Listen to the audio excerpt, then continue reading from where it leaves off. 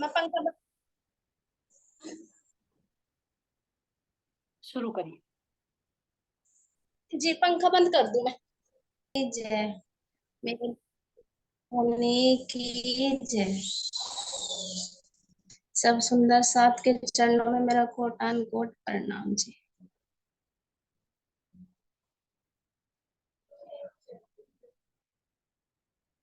चलो मूले मिलावे निज धाम पिया श्री राज बुलाते हैं। सुनो सिर मुख वाणी का ज्ञान पिया अब चलन बताते हैं। चार द्वार हर 12 नगों के 16 थंब अति प्यारे हैं। चार द्वारियों रे 12 नगों के 16 थंब अति प्यारे हैं। सूर्यता को लगाओ तन ध्यान। सूर्यता को लगाओ तन ध्यान। यहाँ से हम आते जाते हैं। चलो मूले मिलावे निज दाम पिया श्री राज बुलाते हैं। तल गिल में पर है चंदनवा 64 थंबों का नूरी नजारा। तल गिल में पर है चंदनवा 64 थंबों का नूरी नजारा। श्याम श्यामा जी साथ में बैठे हम बैठी 12 हजारा। श्याम श्यामा जी साथ में बैठे हम बैठी 12 हजारा। सुरता को लगाओ तन ध्यान। सुरता से लगाओ तन ध्यान। पिया बे हमें बुलाते हैं। चलो मूल मिलावे निज धाम पिया श्री राज बुलाते हैं। 6 डांडे 6 पायों के ऊपर सिंहासन ठहराया है। 6 डांडे 6 पायों के ऊपर सिंहासन ठहराया है। रंग सभी के 10 दिशा है। 10 दिशा रंग समाया है। पथिक छोड़े जगत की प्रीत। पथिक छोड़े जगत की प्रीत। पिया अब संग बुलाते हैं। चलो मूले मिलावे निज धाम पिया श्री राज बुलाते हैं। चाकिले पसमी 2 चित्रकारी तकिए 5 सुहाए हैं। चाकिले पसमी 2 चित्रकारी तकिए 5 सुहाए हैं। सुंदर स्वरूप दोए बैठे सिंहासन देख देख मुस्काए हैं। सुंदर स्वरूप दोए बैठे सिंहासन देख देख मुस्काए हैं। यहाँ किरणें उठे हैं अपार। यहाँ किरणें उठे हैं अपार। तरंग सब नूर दिखाते हैं। चलो मूले मिलावे निज धाम पिया श्री राज बुलाते हैं। चलो मूले मिलावे निज धाम पिया अब हमें जगाते हैं। श्री सतगुरु महाराज की जय। मेरे धाम के धनी की जय। प्रणाम सुंदर साथ जी। प्रणाम जी प्रणाम। साथी, प्रणाम जी, प्रणाम जी, कोटि कोटि प्रेम प्रणाम जी।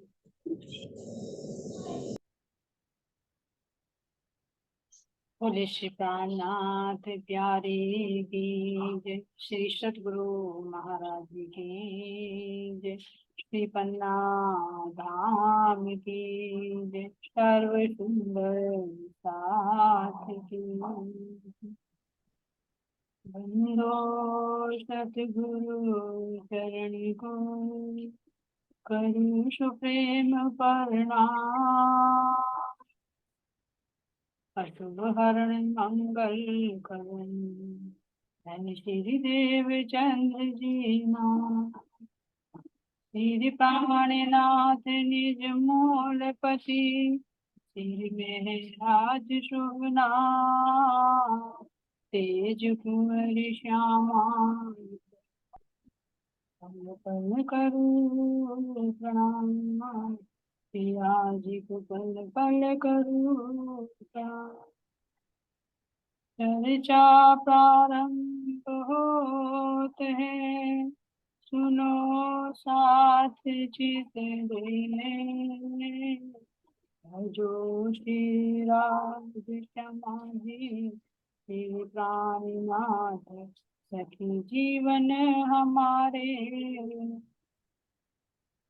श्री महामति कहे साथ जी, भया चर्चा का वखत, अब तुम सुनियो चित दे, लाल आगे आए बैठे न तकत, लाल आगे आए बैठे न तकत। बोले श्री प्राणनाथ प्यारे की, श्री सतगुरु महाराज की, महामती स्वामी लालदास जी महाराज की। प्राणाता प्यारे सुंदर साथ जी, आप सबके नूरी चरण कमलों में कोटि कोटि से प्रेम प्रणाम जी। सुंदर साथ जी, अब हम चलते हैं बीतक साहिब की तरफ। तो राज्य महाराज जी स्वयं लालदास जी के हृदय में बैठकर इस बीतक को कहलवा रहे हैं। तो जिसमें चलते चलते हम कहाँ पर आ गए सुंदर साथ जी कि किस तरह से सतगुरु महाराज जी के आज्ञा पालन करने हेतु श्री महाराज ठाकुर जी कहाँ चले जाते हैं, आरती जी, और वहां पर जाकर किससे मिलते हैं, जो गांग जी भाई के बड़े भाई खेता भाई। तो वहां पर जाकर सुंदर साथ जी उनसे किस तरह से मुलाकात करते हैं, किस तरह से वे पत्र देकर बताते हैं कि मुझे उन्होंने भेजा है, और वहां पर ब्रह्म ज्ञान की चर्चा होती है, तो तुम अपने धन को बटोर कर वहां पर चलो, कुछ आध्यात्मिक लाभ भी।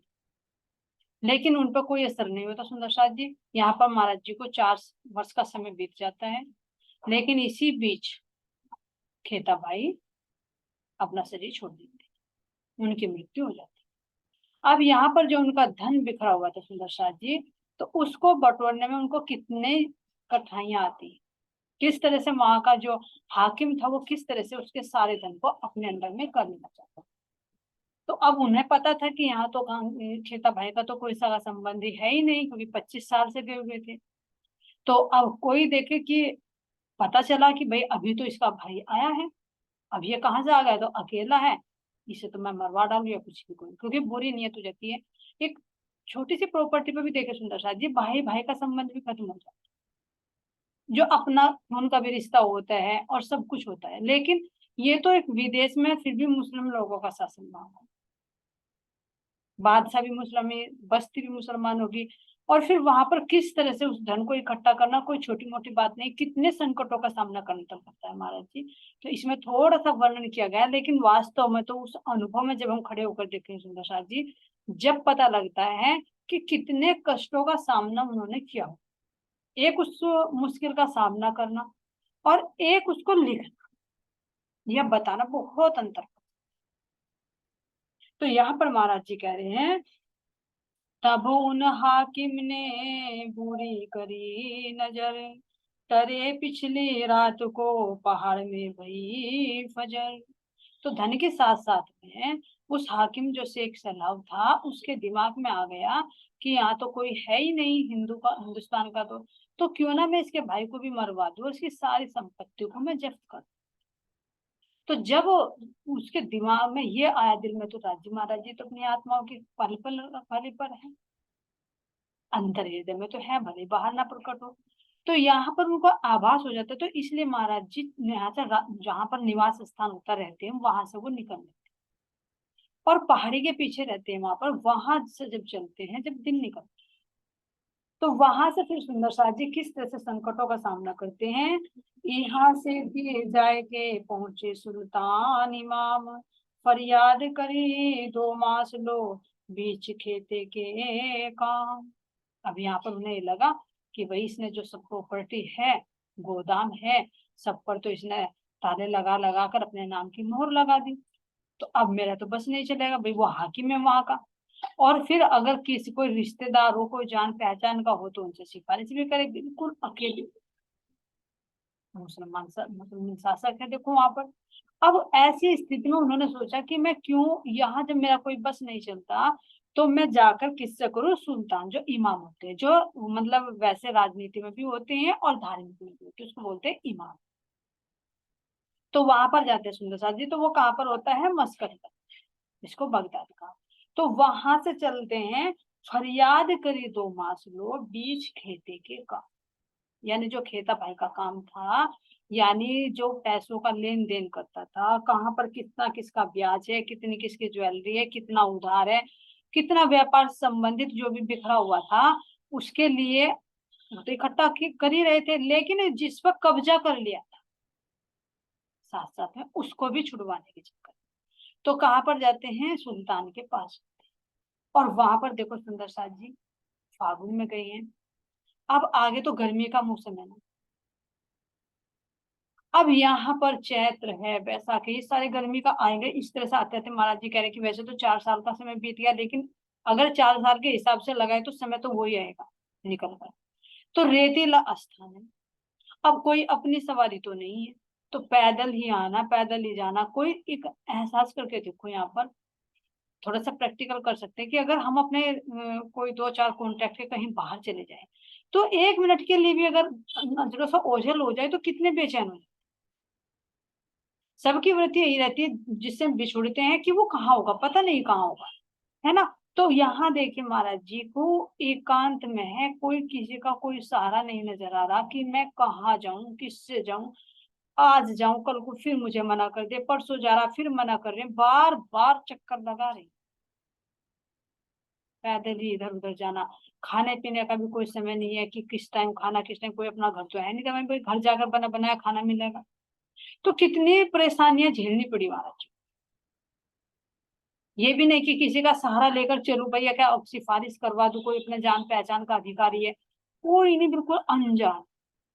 अपने आप को महसूस करके देखो कि हम बाहर कहीं चले जाए, वहां अपना कोई जान पहचान का ना हो, जो एक हो वो भी गुजर जाए। और फिर दूसरी बात, चलो गुजारा कर भी ले, दूसरे की दृष्टि को दृष्टि हो रही है। क्योंकि धन तो ऐसा होता है कि धन तो जान पर आन बनती है। जैसे शेख सलाह के दिल में आ गया कि मौत का भी डर है, कि पता नहीं कब मुझे खत्म कर दे, क्योंकि प्रॉपर्टी का मामला है। तो वहां पर कितना कष्ट महाराज जी को झेलना पड़ता है। तो 2 महीने तक वहां पर चक्कर लगाते हैं, लेकिन कोई सुनवाई नहीं। अब हार थक कर जब महाराज ठाकुर जी, तो अब ऐसे रेतीली जगह में, बिल्कुल एकांत में, जहां पर अपना कोई सगा संबंधी नहीं है, यहाँ पर महाराज थोड़ी सी हिम्मत आती, बिल्कुल थके हाथ आकर एक पहाड़ी पर बैठ। तो अब जिसने भेजा है, जिसके हुक्म से गया है, उनको तो पता है ना। अब ये राज्य महाराज जी सतगुरु जी के हृदय में बैठकर उन्होंने ही तो आदेश दिलवा था कि तू जा वहां खेता भाई के काम से। तो रखवाली कौन करेगा, वो ही करेगा।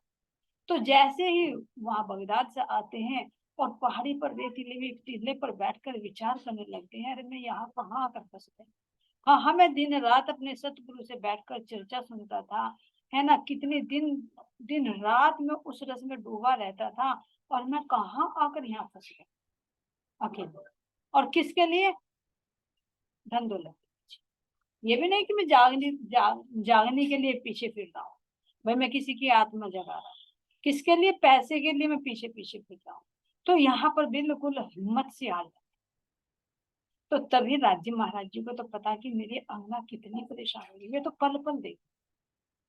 तो जैसे सुंदर साथ जी, धनीदेव चंद जी महाराज जी जब घर से निकले थे और रेगिस्तान में बारात से पीछे रह गए थे, तब अकेले थे, तो किसने सहारा दिया? राज्य महाराज जी ही खुद सिपाही का वेश धारण करके मोहम्मद साहब के रूप में प्रकट हुए, जिन्होंने वो मंजिल पार कराई, जिन्होंने भटके हुओं को रास्ता बताया, और जो पेट का दर्द था वो भी ठीक। इसी तरह से वो पहले दर्शन थे धनीदेव चंद जी महाराज जी को। अब ऐसे ही हमारी इंद्रावती सखी को भी यहाँ पर प्रथम दर्शन हो रही है रेगिस्तान अरब। क्योंकि जब कुछ नहीं सूझता ना, कोई सहारा नहीं होता, कहते ना कि जब सारे द्वार बंद हो जाते हैं तो एक द्वार खुला है, जिसका कोई नहीं होता उसका वो मालिक। तो वास्तव में वो अपनी भूमि के तो पल पल सारे।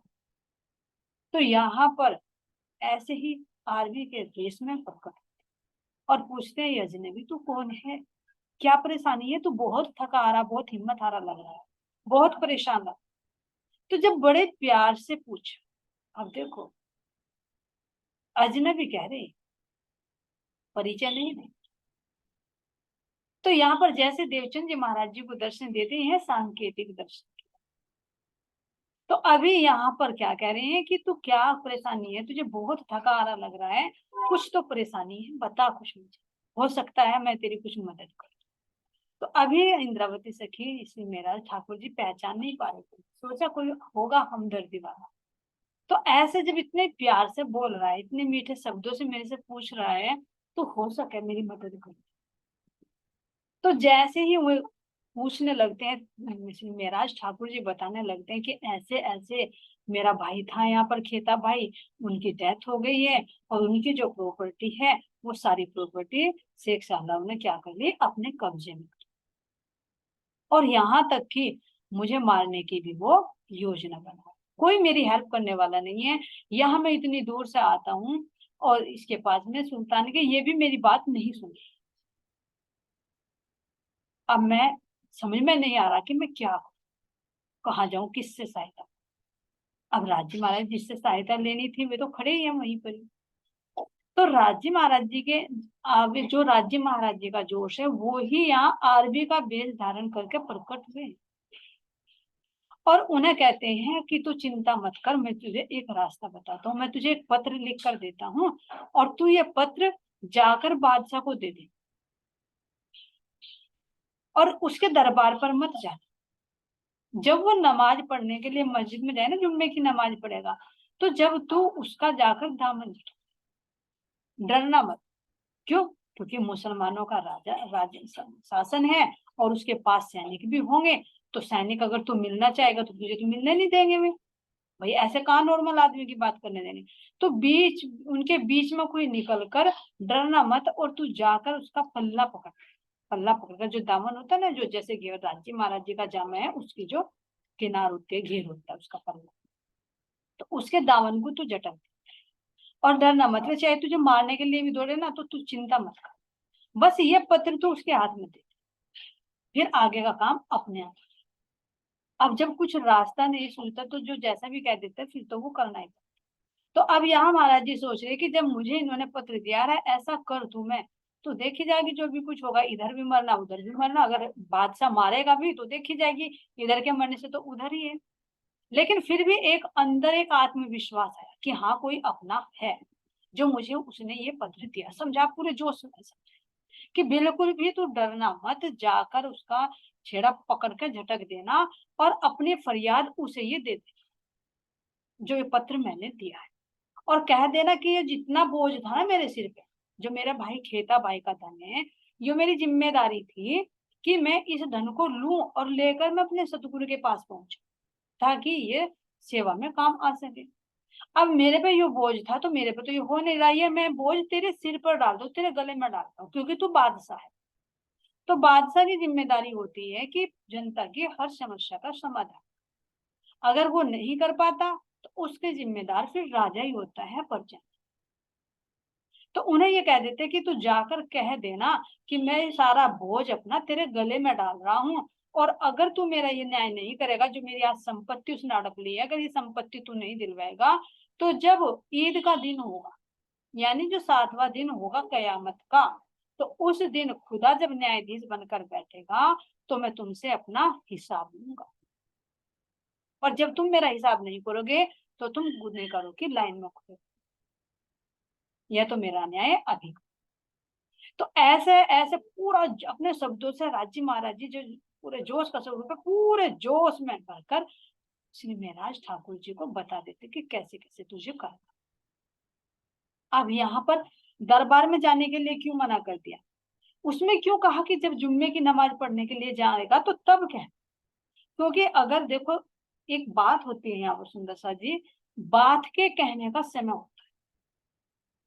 जैसे अभी हमने पीछे उनके प्रसंग से भी समझा है, जब किस तरह से कुंवर बाई जी केशव राय ठाकुर जी से बात करती है अपने पुत्रों के बारे, ये नहीं कि भाई वे बाहर से आए हैं और तुरंत बात घर का किस्सा उठाती, इसी तरह से हर बात के कहने का समय। तो जब नमाज के लिए जाते हैं या कोई भी मंदिर में जाते हैं, तो उसके अंदर धार्मिक विचार आ जाते हैं, सतोगुण होते हैं। और घर पे हो सकता है, राज दरबार में हो सकता है, कैसे विचार हैं, उस विचार में तुम्हारी बात सुने ना सुने, तो विशेष तौर से कह दे कि जब वो नमाज पढ़ने के लिए जाएगा, तो तू तब ये बात कहना, और उसको कयामत का दावा कहते हैं कि कयामत के समय का न्याय होगा ये। तो ऐसे जब तू कहेगा, वो बहुत गहराई से तेरी बात को सुनेगा। जब इतना दिखा दिया कि हाँ बात में हो सकता, तो यहाँ से कुछ हिम्मत आती है श्री महाराज ठाकुर जी के अंदर, और चल देते हैं। जैसे ही जब जुम्मे का दिन होता है, तो देखते हैं कि बादशाह नमाज के लिए जा रहा है मस्जिद, चारों तरफ तो उसके सैनिक, भाई पूरे सिक्योरिटी में जाएगा, ऐसे तो नहीं जाएगा। अब भीड़ तो है इतनी, अब देखो एक बार आता तो जरूर है कि भाई बादशाह है ना, जो हिंदुओं का मुंह तक देखना पसंद नहीं करते हो, अगर तू उसका दामन झटकेगा तो तुझे क्या होगा, उसको हंसी तक भी हो सकती है। और साथ में सैनिक तैयार खड़े हैं, ये भी नहीं कि तू भाग जाएगा। लेकिन फिर भी वही जो जोश अंदर भरा हुआ था, जो राज्य महाराज जी के आवेश के स्वरूप ने जो धारण किया था, वो ही स्वरूप की बात जब याद आती है तो एक अंदर जोश है। तो उन सैनिकों को चीरते हुए बीच में जाकर उनका दामन इतने जोर से झटक जाता है कि वो जो है उसका कस भी टूट जाता है। कस का मतलब होता है जैसे यहाँ पर बटन लगाते हैं ना, तो वो जैसे डोरी बंधी होती है, जैसे देखो पन्ना जी में श्री जी की जो जामा है उसमें कितनी भी सुंदर सुंदर डोरी यहाँ पर बंधा होती है।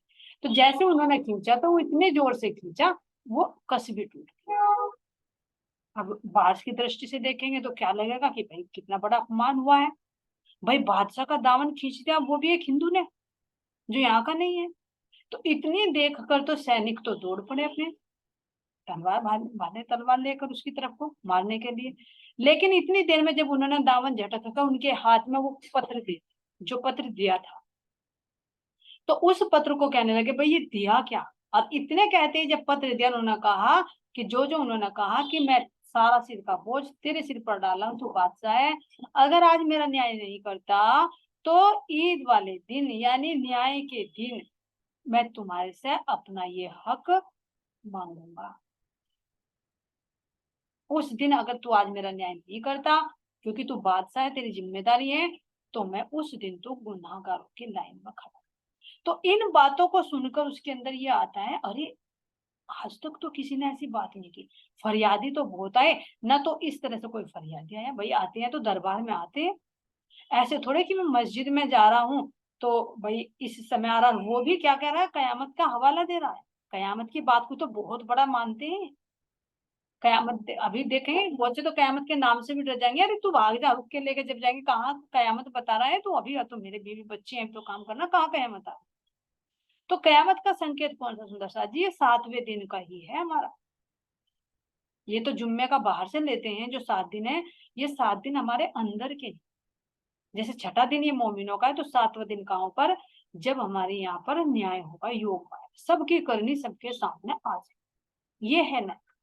क्योंकि सबका हिसाब किताब तो इस कयामत के दिन से बहुत डर, और वास्तव में सुंदर सा जी डरना भी चाहिए। यहाँ पर भी कह देते हैं ना कि धर्मराज का जब न्याय होगा तो तू क्या मुंह दिखाएगा, चाहे छिपकर करे चाहे कुछ भी करे, हर चीज का न्याय होता है।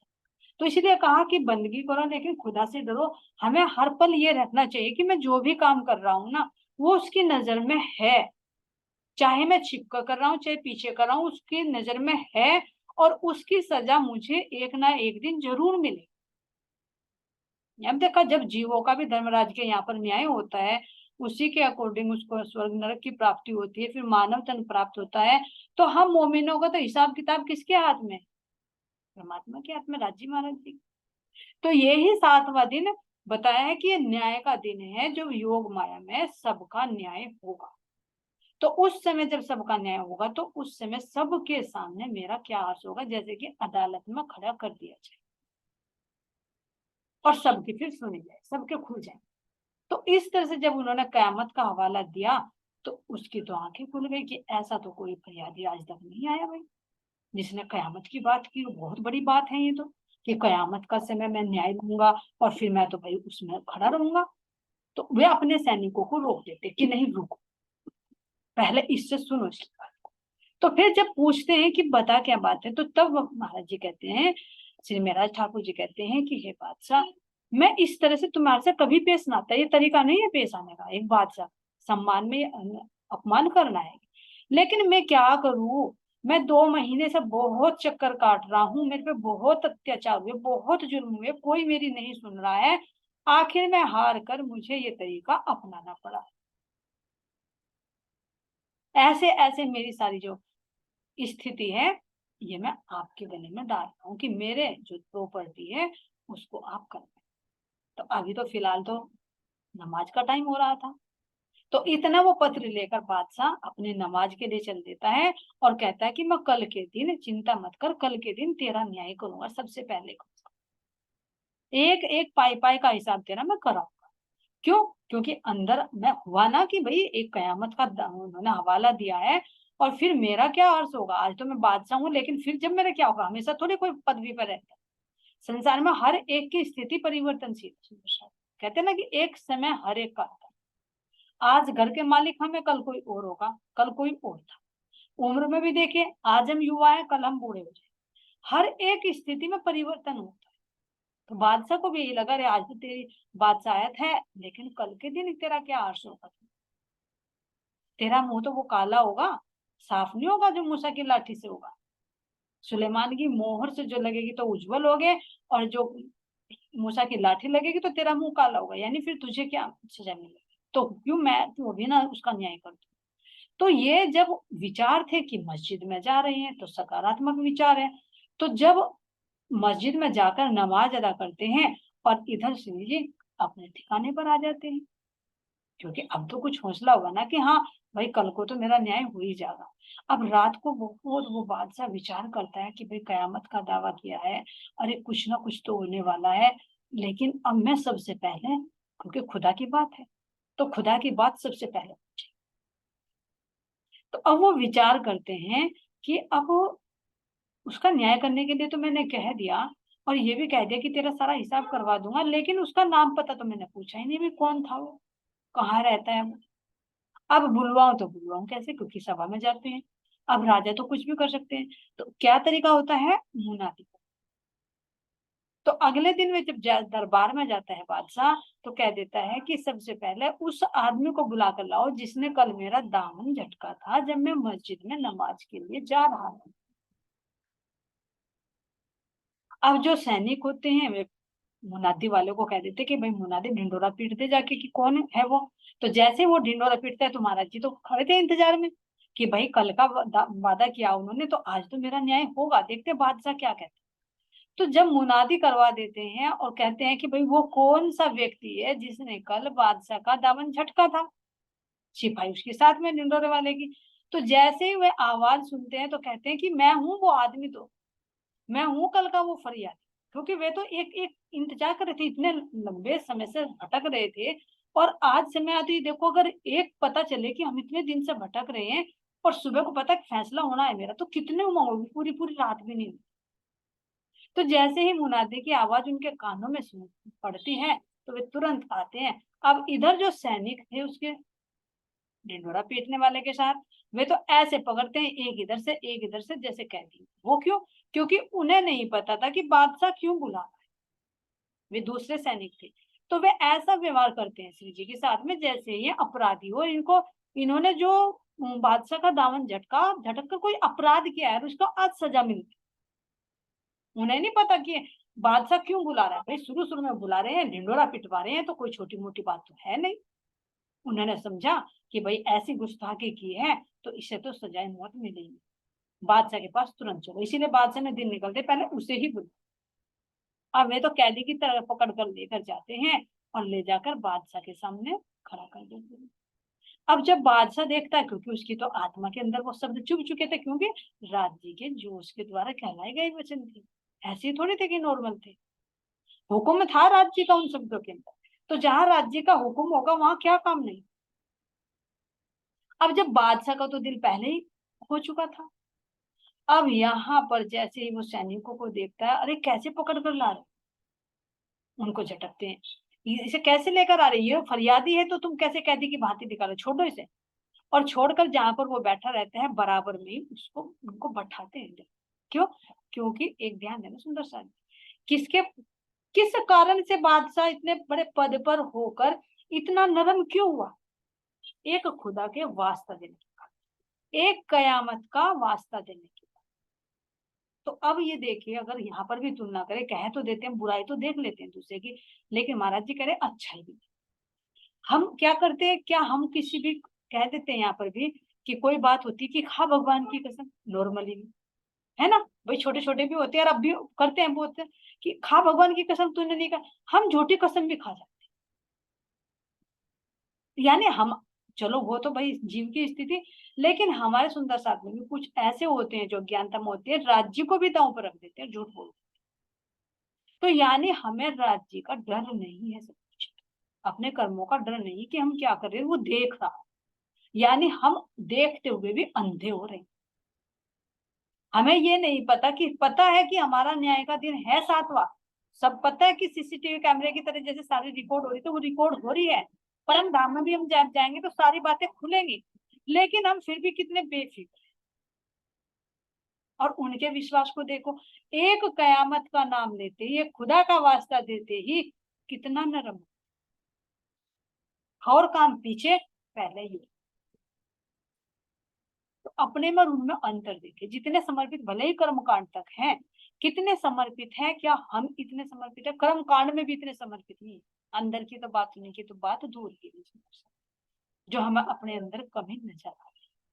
क्यों? क्योंकि महाराज जी ने कहा है कि अच्छाई और बुराई सबके अंदर, बुराई उसकी उसके पास छोड़ दो, उससे अच्छाई ले। तो जो अच्छाई है, जैसे खुदा के नाम पर समर्पित है, चाहे कुछ भी हो जाए, चाहे गलत ही कर रहे हैं, लेकिन करना है तो करना है क्योंकि खुदा का वास्ता। ऐसा समर्पण हमारे अंदर भी होना चाहिए। तो कैसी नरमाई यहाँ पर बादशाह के अंदर आ गई कि और सबका न्याय बाद में होगा, पहले इसका बराबर में बैठाई और बैठाकर पूछा कि अब बता दो, क्योंकि वहां तो मुझे भी नमाज के लिए जाना था, वहां और भी सैनिक थे, अब बता तू क्या बात है। वो सारी बात बताते हैं ऐसे ऐसे। फिर भारतवर्ष के बारे में पूछते हैं कि वहां के राजा कैसे होते, तो महाराज जी कहते हैं कि बहुत अच्छे हैं, वहां के नरम होते हैं, बहुत अच्छा व्यवहार करते हैं, सबका न्याय करते हैं। जैसे उसमें पूछा था ना देवचंद जी महाराज जी से कि वहां का राजा कैसा है, तुम्हारे पिताजी कौन है, क्या काम करते हैं, ऐसे ही यहाँ पर पूछा कि अब तुम बताओ कहाँ से आए, कैसे आए, तुम्हारा भाई कैसा था, वहां का बादशाह कैसा है, कैसा व्यवहार करता है, सारी बात बताई। और फिर बाद में पूछते हैं कि अच्छा ये बता, तूने सबसे पहले जो मेरे पास में आया ऐसे किया है, तो तूने हमारे जो अधिकारी है इनसे सिफारिश क्यों, जो हमारे दरबारी है जिनके होता है कि भाई न्याय ये करेंगे, तो तूने उनसे शिकायत क्यों नहीं की?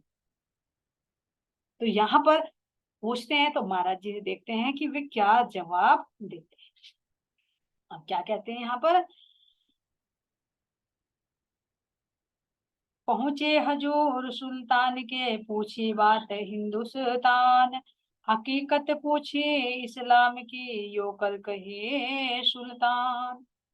राजी होए बातें करी ते, क्यों फरियाद ना करी दीवान।